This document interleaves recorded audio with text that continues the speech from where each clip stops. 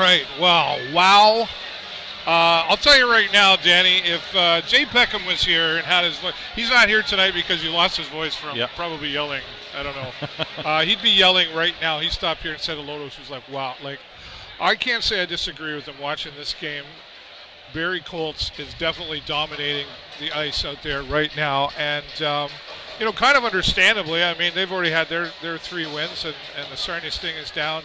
And honestly, they're a more mature team, I think it's fair to say. Yeah. You've got Suzuki in there, Brown's in there. Suzuki has been there 3 years with the Barrie Colts. Aiden Brown's been there for 5. Yeah. So these guys have not only been on this team, but playing together.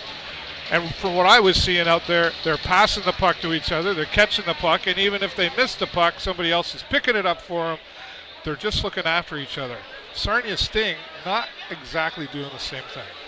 The tape to tape from the Barrie Colts is unbelievable. Like, those guys, heads up hockey. When they even had a 5-on-3, I think they might have got 2 good solid shots on net, but the passes were tape to tape, bang on, and of course the Sarnia Sting goaltender, he just stood on his head.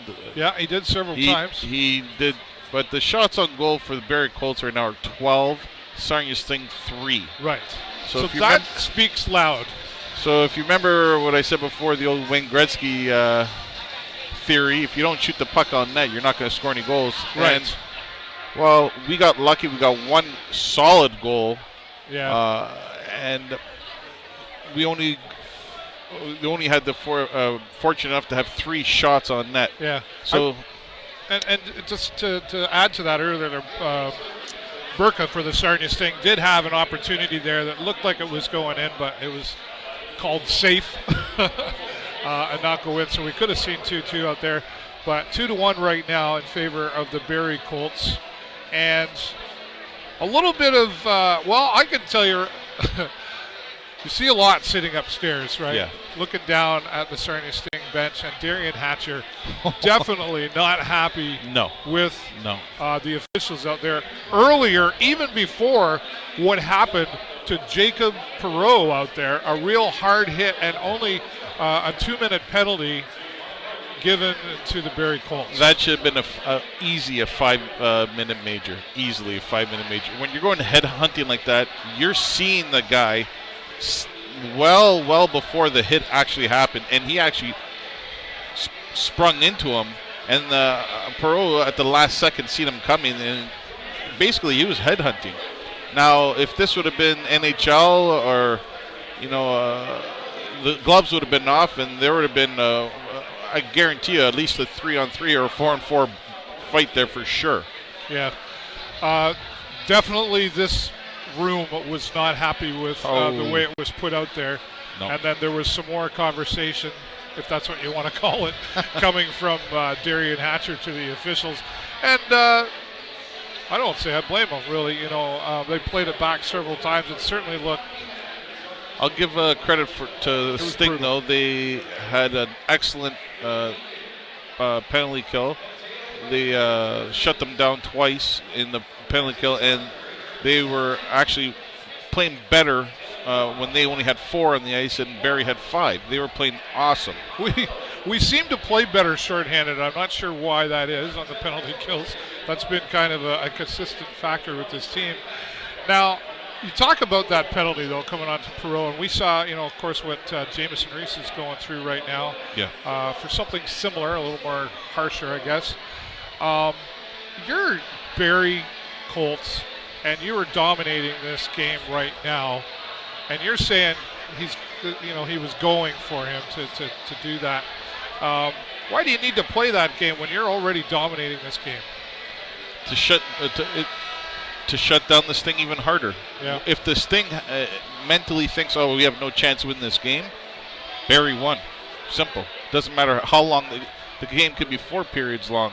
If the Sarnia Sting mentality is saying, we have no chance to win this game, it's over.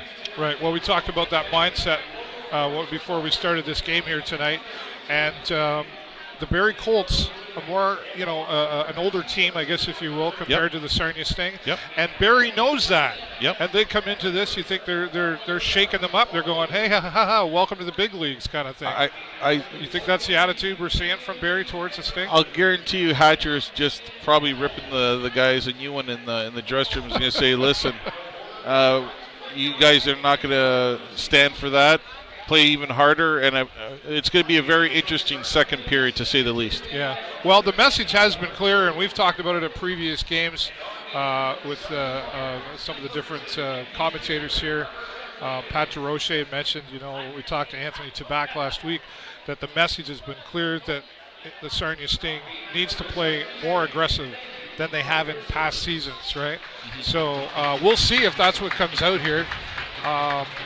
We should bring a guy like Marco when he played for the 2003 to 2005 seasons. He was a mini Ty Domi. Oh, is that right? Okay. He was short as like Ty Domi, and he could throw the bombs like Ty Domi. If you had one player like that on your bench, he's worth his weight in gold, to tell you right now. Well, let's see what happens coming out into the second period. Still 40 minutes of hockey to go here. It is close right at the moment, 2-1 in favor of the Barrie Colts. Still opportunity, lots of time. But they've definitely got to turn some things around, and they got to stay out of those corners. What I've been seeing, they get caught in those corners, and they're not able to break out of their zone and get down the other way. Yep. Barrie has spent most of their time in the Sarnia Sting end, and that alone, if that doesn't change, I don't think there's opportunity going to exist there. For the few times that the Sarnia Sting have been able to break out of that zone and get down to Barrie, they've got to do more of that, or this game's over for the Sarnia Sting. Yeah, once you get the puck on net, strange things happen. Right. Well, and goals get people excited as well too. Yeah. So hopefully they come out strong. I think we're going to see a different Sarnia Sting come out in the second period. Hopefully, anyway. Of course, we want to see them win here, but it is hockey. Anything can happen, and we'll be back here again after this next period, and of course stick around after that. We'll be post-game down in the Players Lounge interviewing players and coaches. You never know who's going to show up for that, and we appreciate all of you showing up. And my friend Danny Coccimiglio. Not bad. Getting there, right? Then we got to remember how to spell it too, right? Maybe I should buy a shot of water. Yeah, anyway, a shot of water. That's after the game, maybe. All right, thanks everybody for watching. For the show live on location, I'm David Burrows, my friend Danny Coccimiglio. Thank you. We will talk to you soon. Cheers.